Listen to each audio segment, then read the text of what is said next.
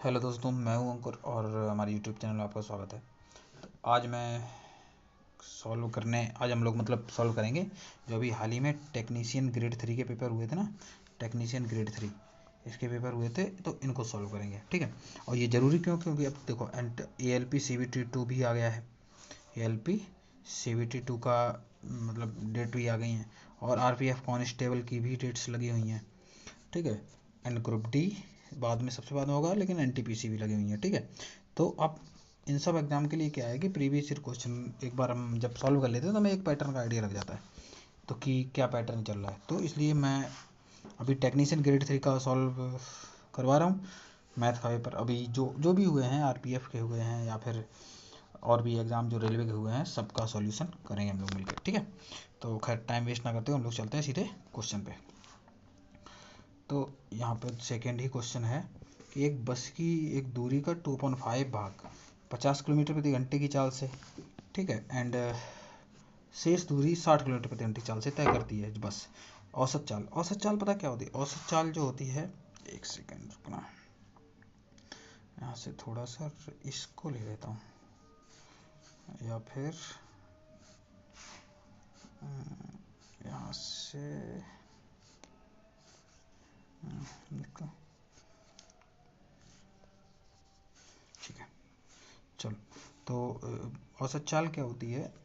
जो एवरेज जो स्पीड होती है, एवरेज स्पीड, वो हमेशा एवरेज स्पीड लिखा है, ठीक है, AV speed, total distance upon total time की बात करते हैं हम लोग।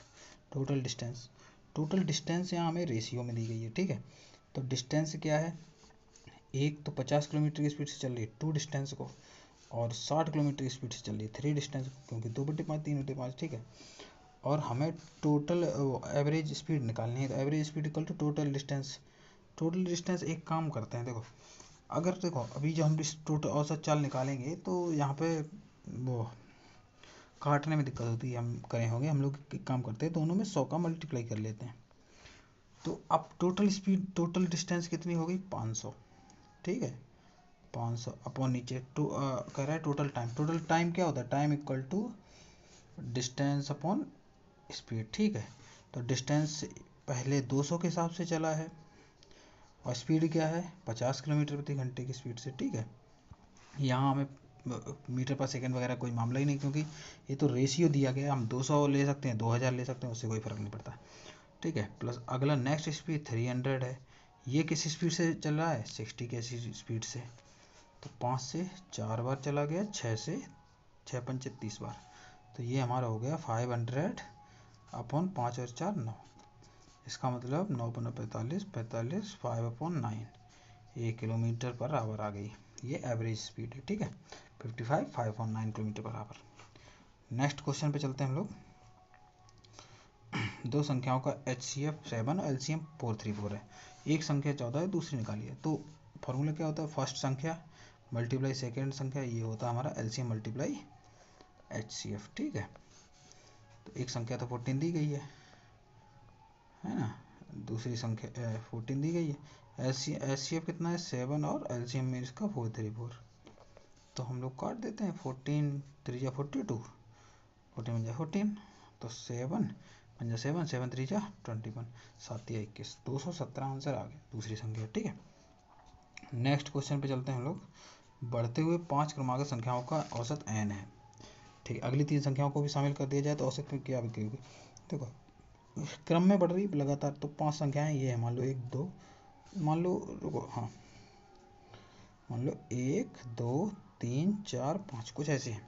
और अगर बढ़ते हुए क्रम में है तो जो औसत होता है हमेशा बीच वाला हिस्सा होता है, यानी कि ये n है।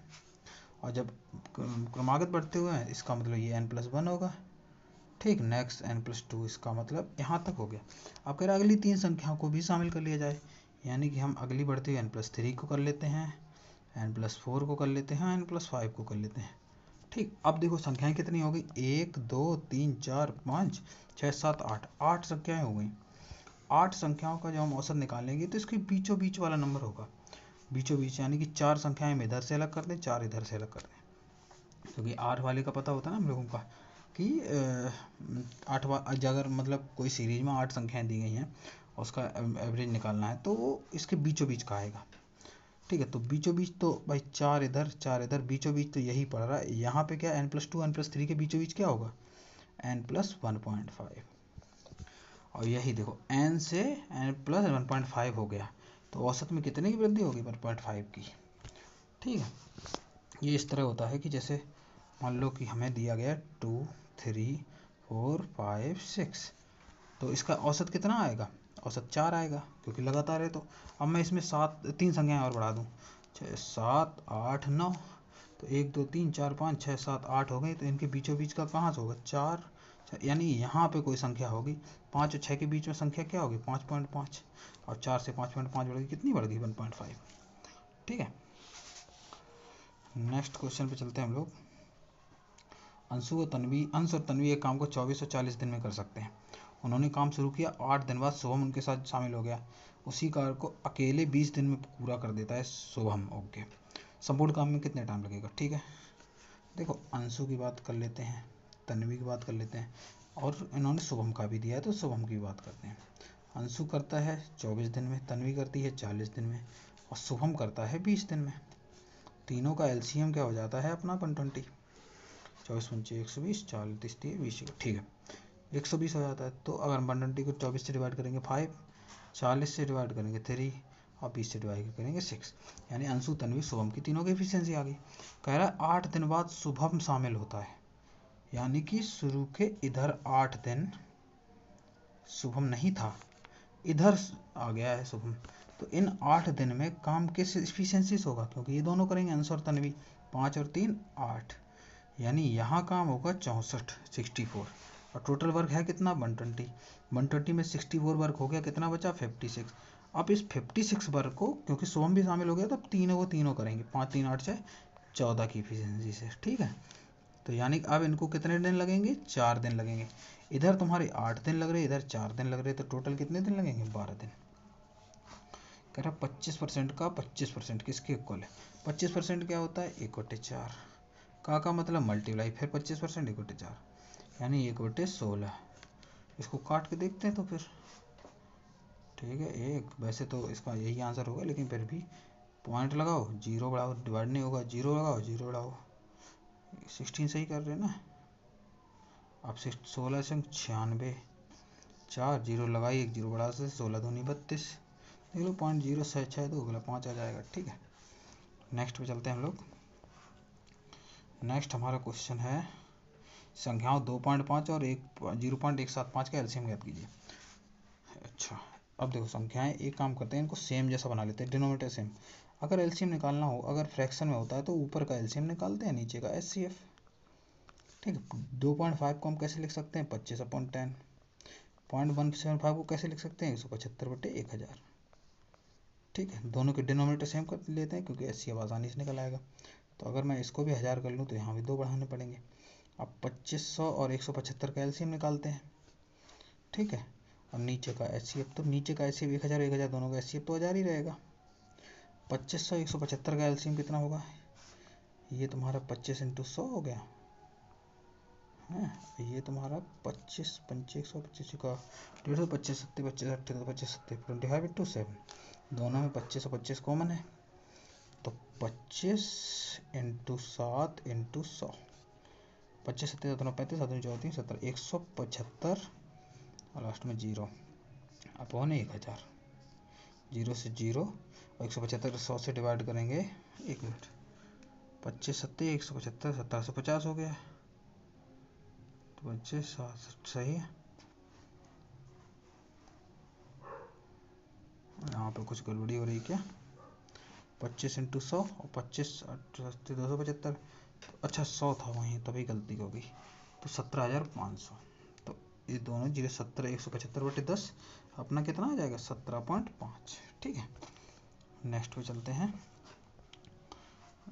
पाइथागोरस ट्रिक क्या होता है, पाइथागोरस क्या ट्रिक होता है कि सबसे बड़े वाले का स्क्वायर है ना, बाद बाकी दोनों के स्क्वायर के सम के इक्वल हो, यानी 64 + 225, ये 289 आ जाएगी, जो कि 17 के स्क्वायर के इक्वल है। बाद बाकी अगर निकाल के देखो, 6 का स्क्वायर 36 हो जाता है, 9 का स्क्वायर 81, 6 से 7 9 3 11 8 3 11 सॉरी तो ये तो 11 का स्क्वायर 121 के कतई बराबर नहीं। यहाँ देख लो 25, 7 में 35, 7 7 49, सर क्या कर रहा हूँ, 9 5 14, जबकि 9 के लास्ट में 1 आता है, तो ये भी नहीं होगा। इसलिए हमारा 2 3 5 तो कतई नहीं होगी, 4 3 3 9 4 13, ये तो कतई 25 नहीं होता।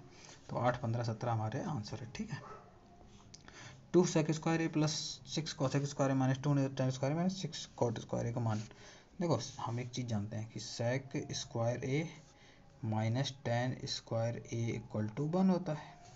तो इसको पकड़ लो, यहाँ से 2 कॉमन आ जाएगा, तो 2 into sec square A minus tan square A 1 plus, और क्या होता है cosec square A minus cot square ए भी 1 होता है। तो यहाँ पे देखो इसको यहाँ से 6 कॉमन आ जाएगा, cosec square minus cot square A 1, तो 2 प्लस 6 यानी 8 आंसर आ गया। ठीक है, नेक्स्ट क्वेश्चन पे चलते हैं।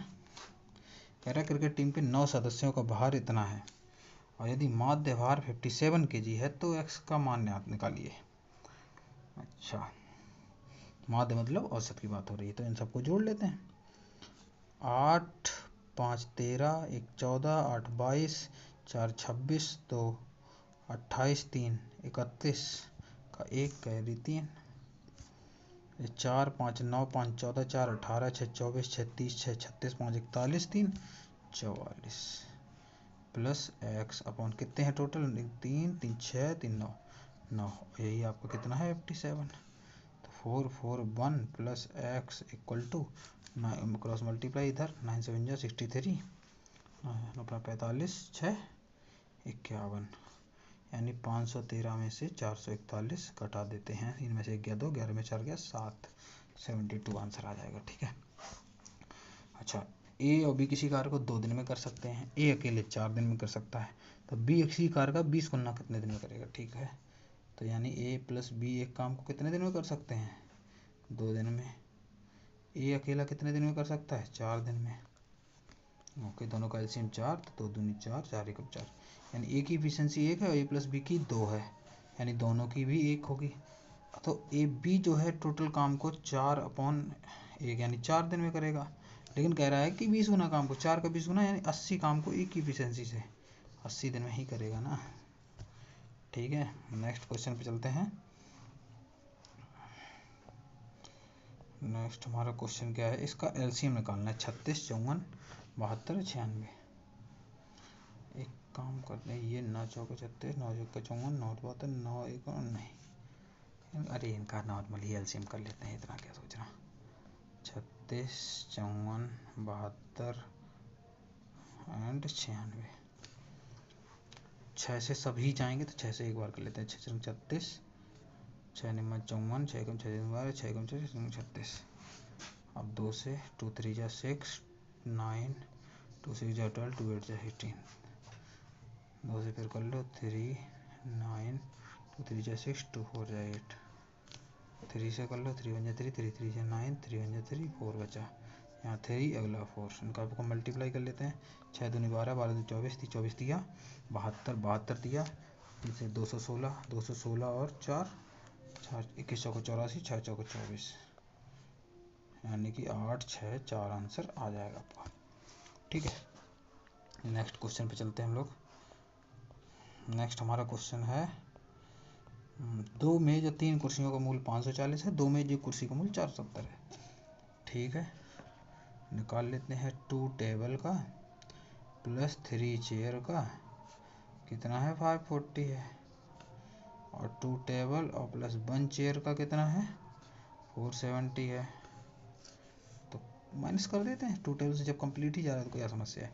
3 चेयर में से 1 चेयर चला गया तो 2 चेयर बचेगी, 5 54 में 14 में 7 की 7 70 बचा, तो 1 चेयर की कॉस्ट कितनी हो जाएगी 35, तो यहाँ पे रख लो।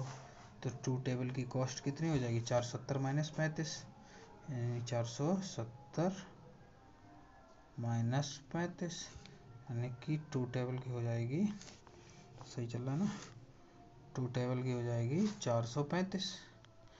ये कह रहा है कि 2 टेबल और 2 चेयर, तो 2 चेयर की 70, 435 प्लस 70 कर लो। अच्छा डिफरेंस पूछोगे, तो 435 में से चेयर को 70 को हटा देते हैं, 5 13 में 7 गए 6 3 365 आंसर आ जाएगा। ठीक है, नेक्स्ट क्या कह रहा है कि एक वस्तु को उसके अंकित मूल्य की D% छूट पर देकर 4 से 5 में बेचा। अंकित मूल्य कितना था? इतना, यानी मार्क प्राइस MP लिख देता हूँ 540, और सेलिंग प्राइस कितना है? 405। कितने का गैप दिया, कितने का छूट दिया है? 10 में से 5 गया 5, 3, 135 रुपये का। 135 रुपये का डिस्काउंट दिया है, और डिस्काउंट हमेशा किस पे देते हैं? मार्क प्राइस पे। 540 परसेंटेज निकालने के लिए 100, 0 से 0, 5 3 8 9 से कट जाएगा, 9 6 54, 9 1 9, 9 5 45, यानी 150/6, 6 दूनी 12, 6 पंचे 30, यानी 25% का डिस्काउंट दिया है।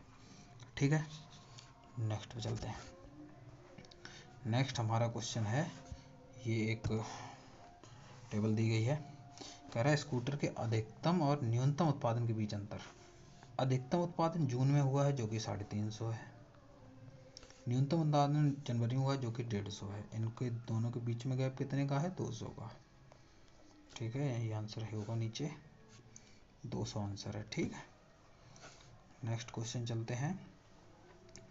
एक गोली की त्रिज्या में 20% की वृद्धि कर दी जाए। ठीक, तो नया आयतन, गोली त्रिज्या, गोले का आयतन कितना होता है? 4/3 पाई आर क्यूब। पाई देखो 4/3 कांस्टेंट, उसकी बात नहीं करते, पाई आर क्यूब, यानी कि आर जो है 3 बार चल रहा है, तो 20% क्या होता है? 1/5, यानी कि एक बार 5 से 6 होगा, आर क्यूब है ना, 3 बार करेंगे, 5 से 6, 5 से 6 और 5 से 6, 55 25 पंचे 125, 36 36 का 216। कितने की वृद्धि होगी? 6 में से 5 गया 1, 11 में से 2 गया 9, 91 की। एक मिनट, ठीक, 91 की वृद्धि हुई है 125 पे। ठीक है, सही है ना? मूल आयतन, अच्छा, नया आयतन मूल आयतन का कितना हो जाएगा? ओरिजिनल डायरेक्ट ही पूछा, नया आयतन है 216, मूल आयतन है 125 इंटू 100, 25 से काट देते हैं, 25 पंचे 125, 25 को 100, 5 से इसको काट देते हैं, 5 चौके 20, 5 दिया 15, 5 दूनी 10, 43.2 का मल्टीप्लाई 4 से कर देते हैं, 4 दूनी 8, 4 दिया 12, 4 16, 17, 172.8%। ठीक है, नेक्स्ट क्वेश्चन पे चलते हैं हम लोग। पिता की आयु उनके 3 बच्चों की आयु की 2 गुनी है, यानी कि मान लो ये फादर है, यहाँ एक फर्स्ट और सेकेंड और थर्ड सन, ये तीनों सन हो गए। कह रहा है कि पिता उनके तीनों आयु के योग की 2 गुनी है। ओके, इनकी तीनों का योग मान लेते हैं x मान लेते हैं, तो फादर कितना हो जाएगा? 2x हो जाएंगे। 15 वर्ष बाद दो सबकी 15 बढ़ा दो, तो यहाँ तो 15 इसकी बढ़ेगी, 15 इसकी, 15 इसकी, यानी कि यहाँ तो 45 बढ़ जाएगी, क्योंकि 3 बच्चे हैं। ओके, 45 उनकी आयु उनके बच्चों की आयु के बराबर होगी, यानी कि ये आपका बराबर हो गया, यानी 2x + 15 आपका बराबर हो गया x + 45 के। x इधर ले आओ तो 2x - x, x = 45 - 15 30। क्या पूछ रहा है? 15 वर्ष बाद पिता की आयु, यानी कि 15 वर्ष बाद पिता की आयु यही होगी ना, पहले पिता की आयु 2x थी, 15 वर्ष बढ़ गई तो 2x + 15, तो 2 × 30 + 15, 60 15 75 साल हो गई इनकी। ठीक है, नेक्स्ट क्वेश्चन पे चलते हैं हम लोग। नेक्स्ट है हमारा 20 लीटर मिश्रण के दूध में दूध और शहद का अनुपात 3:2 है। अरे ठीक है, 3 2 5, 5 = 20, 4 बार, तो दूध हो गया आपको 12, और 4 दिया 12, 4 दूनी 8।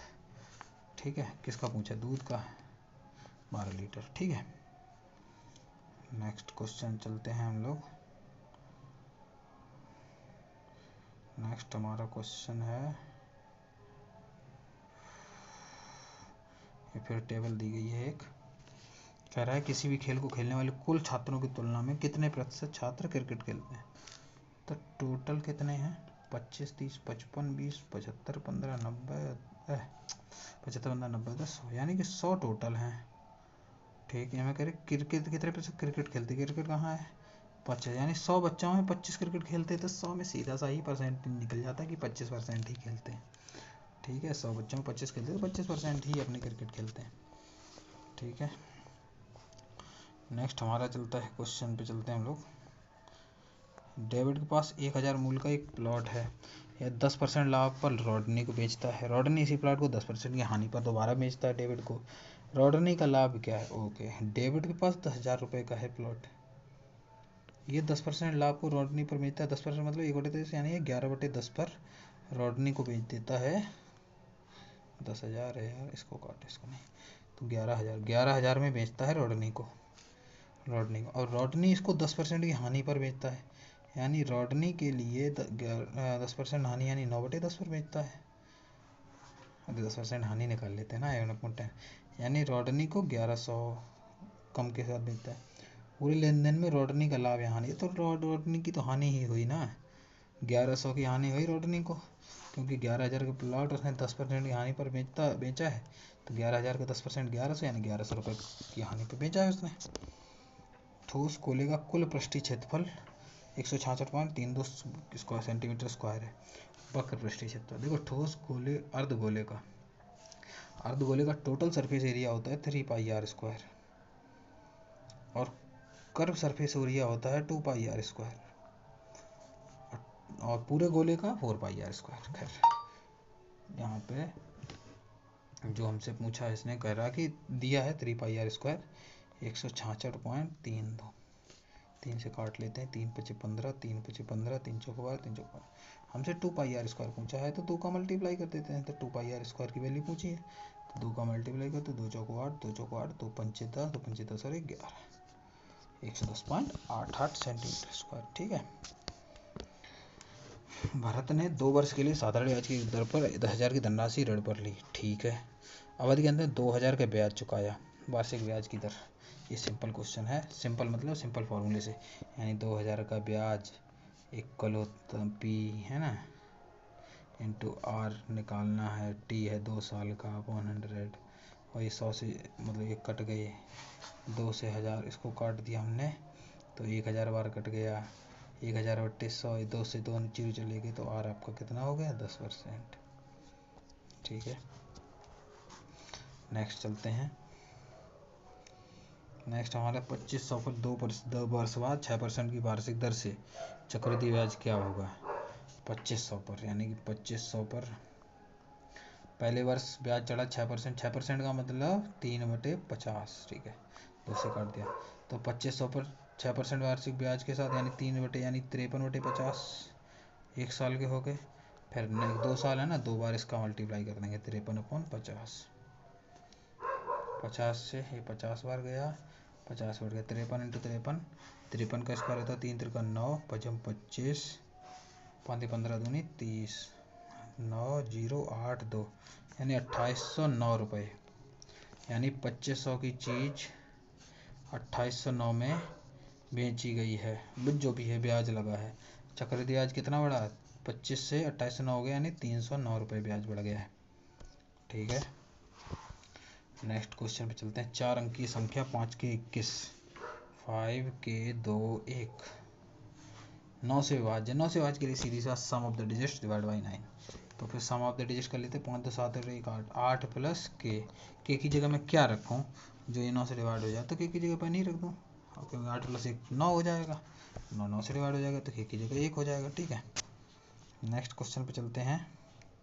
यदि चाय की कीमत में 20% वृद्धि होती तो गृह स्वामी को अपने चाय की खपत में कितने प्रतिशत की कमी करनी चाहिए ताकि चाय पर उसका व्यय अपरिवर्तित रहे? देखो, चाय की कीमत में 20%, 20% क्या होता है? 1/5, यानी 5 से चाय की कीमत बढ़ गई 6, और कॉस्ट उसकी अपरिवर्तित रखनी है, तो हमें 1 की कमी करनी होगी, लेकिन 6 पे।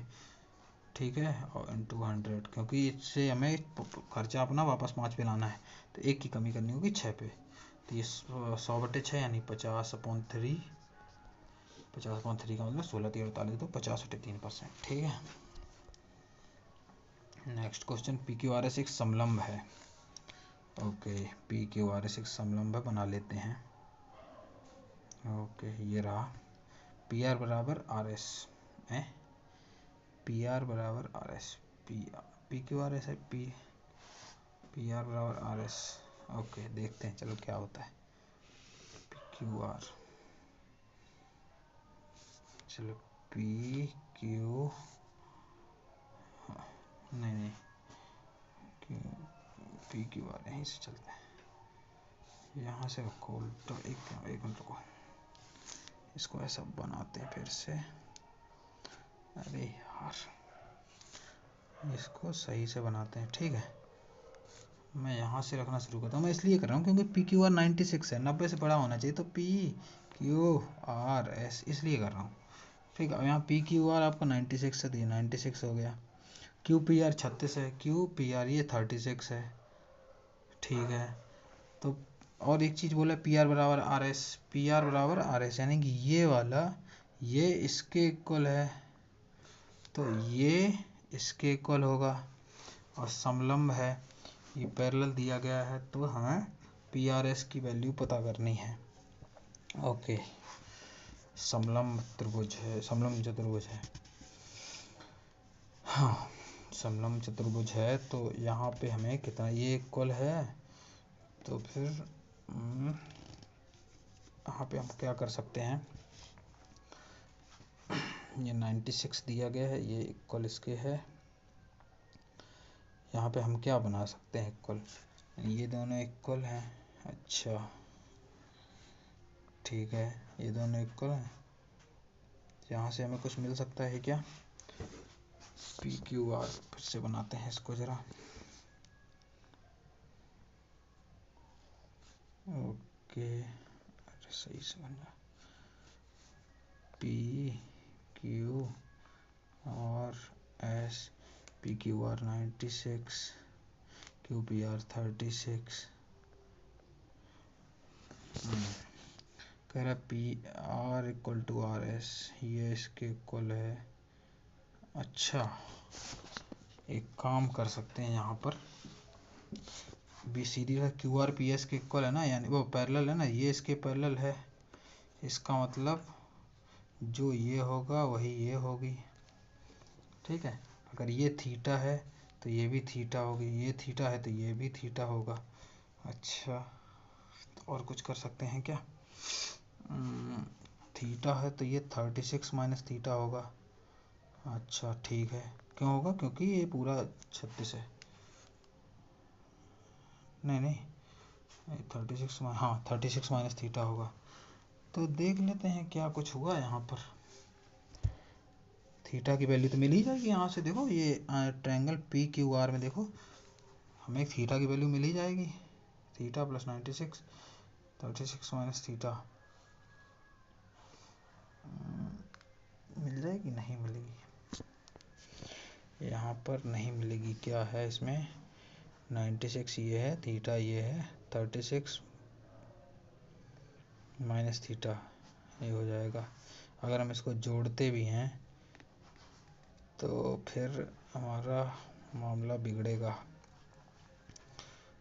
यहाँ पर क्या बनेगा, क्या कुछ सोचते हैं, क्यू पी आर 36 डिग्री है, तो फिर यहाँ पे पी आर एस की वैल्यू क्या होगी, एक बार सोचते हैं इसको। यहाँ पर पी क्यू आर एस अगर है तो इसका तरीका जो अपना है,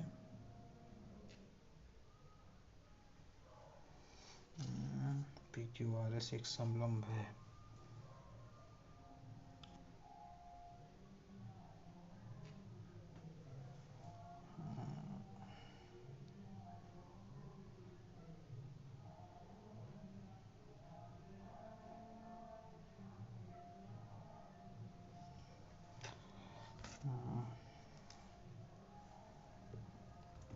यहाँ पर क्या किया जा सकता है,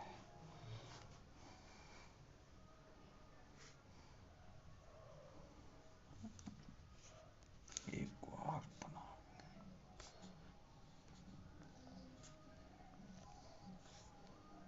P Q Q P R 36 Q P Q R 96, P Q R 96, ठीक है। अच्छा,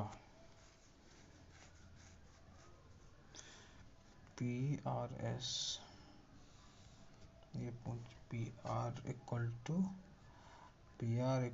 आर एस, तो पी आर एस यानी इसकी वैल्यू पूछ रहा है, अच्छा, हम इसको अगर मान लो थीटा मान लें तो ये भी थीटा हो, क्योंकि ये दोनों इक्वल साइड हैं तो इक्वल एंगल बनाएंगे। ठीक है ना, ये इक्वल साइड है तो इक्वल एंगल बनाएंगे। अच्छा,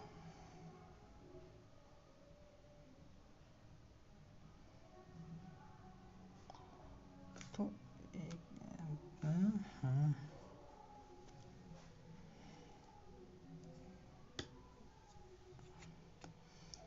यहाँ पर आपका क्वेश्चन कैसे होगा,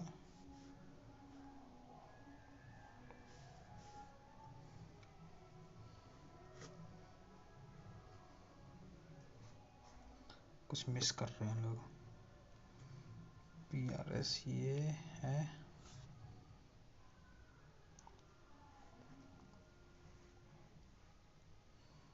PRS ये वाला हिस्सा कुछ तो मिस कर रहे हैं हम लोग।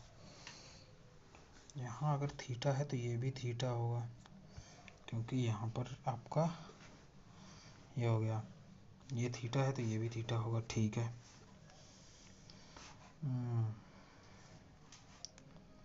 अच्छा अच्छा, 96 प्लस थीटा, तो ये आपका जितना होगा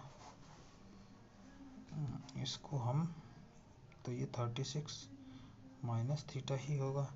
लेकिन ये संभव क्यों नहीं है यहाँ पर,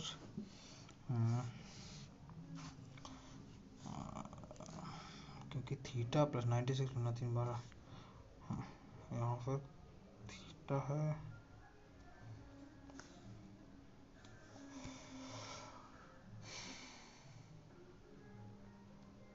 एक काम हो सकता है यहाँ पे कि PRRS का इक्वल है, इसकी ज़रूरत पड़ेगी क्या?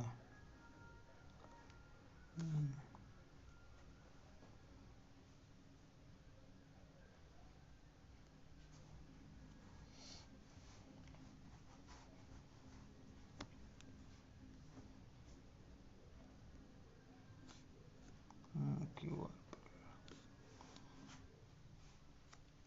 ये कल इसके कल है, ये थीटा तो ये 180 माइनस 2 थीटा यहाँ अगर रखते हैं हम, 180 माइनस 2 थीटा, अच्छा 180 माइनस 2 थीटा,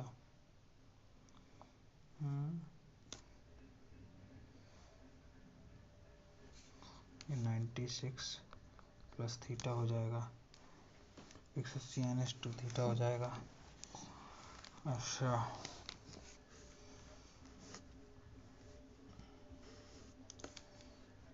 तो हमें यहाँ से इसको ये मिलेगा हमारा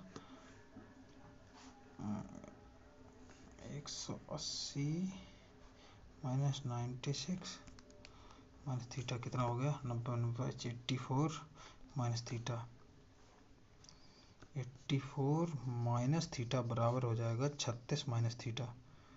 ये भी कहाँ से कंफ्यूज हो रहा है ये, एक सेकंड, यहाँ पर इसको ये और ये दिया गया।